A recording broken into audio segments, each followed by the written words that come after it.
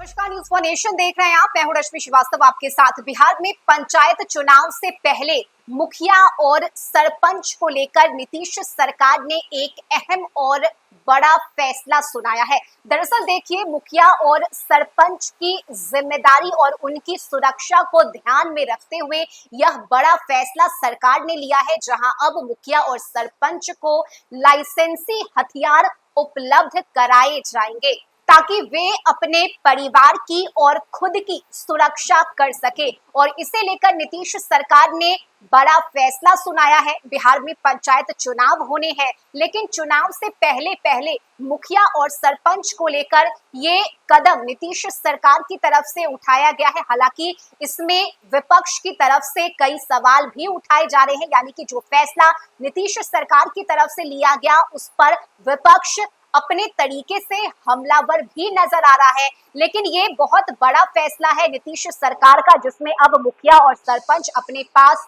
हथियार रख सकेंगे। दरअसल देखिए, पिछले कुछ वर्षों में पंचायत प्रतिनिधियों पर हमले, धमकी और आपराधिक गतिविधि में उनकी संलिप्तता को लेकर सुरक्षा एक बड़ी चिंता बन गई थी। ऐसे में मुखिया और सरपंच पर फैसलों को लेकर कई बार दबाव बनाए जाते हैं, जिसके चलते सरकार ने यह फैसला लिया है। सरकार की तरफ से ये बताया गया है कि इच्छुक मुखिया और सरपंच को लाइसेंस के लिए पहले आवेदन करना होगा। जिला प्रशासन और पुलिस के द्वारा सुरक्षा जांच और पात्रता मूल्यांकन किया जाएगा।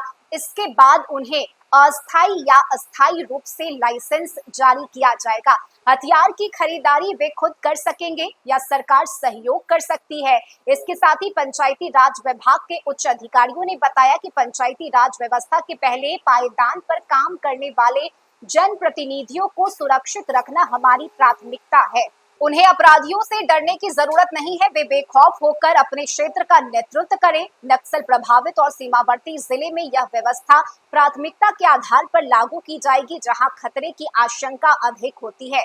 इसके अलावा देखिए, विपक्ष की तरफ से सवाल उठाए जा रहे हैं। कुछ विपक्षी दलों ने इस फैसले पर सवाल खड़े करते हुए कहा कि सरकार पंचायत व्यवस्था में मिलिट्रीकरण की शुरुआत कर रही है। हालांकि सरकार ने स्पष्ट किया कि यह केवल आत्मरक्षा और सुरक्षा के लिए है, न कि दमन के लिए। ऐसे में गांव के कई पंचायत प्रतिनिधि ने इस फैसले का स्वागत किया है और कहा है कि इससे वे अपराधियों के खिलाफ सख्ती से खड़े हो सकेंगे और न्यायपूर्ण निर्णय लेने में संकोच नहीं करेंगे। और बिहार की अगर हम बात करें तो देखिए, लगातार इस तरह की खबरें सामने आती रहती है, जहां पर मुखिया और सरपंच के परिवार को टारगेट किया जाता है, उनकी हत्या की जाती है, उन पर दबाव बनाया जाता है, चाहे वो लूट के मामले हो या फिर कोई अन्य मामले। कई बार अपराधियों की तरफ से मुखिया और सरपंच के परिवार को बंदी भी बना लिया जाता है और यही वजह है कि अब उनकी सुरक्षा को ध्यान में रखते हुए सरकार की तरफ से यह बड़ा फैसला लिया गया है, जिसमें अब मुखिया और सरपंच अपने पास